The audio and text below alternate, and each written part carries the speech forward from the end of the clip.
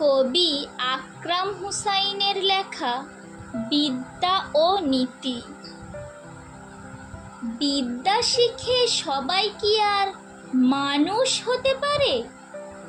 কেউ বা আবার নীতি খুইয়ে মন্দ নিয়ে বাড়ে।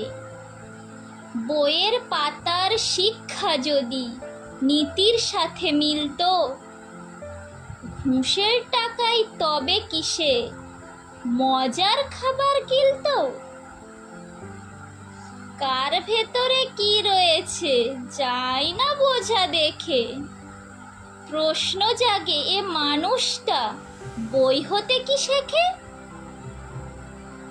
সব মানুষের উপর ভালো, ভেতর ভালো অল্প, উচ্চ সুরে এরাই আবার ছড়াই নীতির গল্প।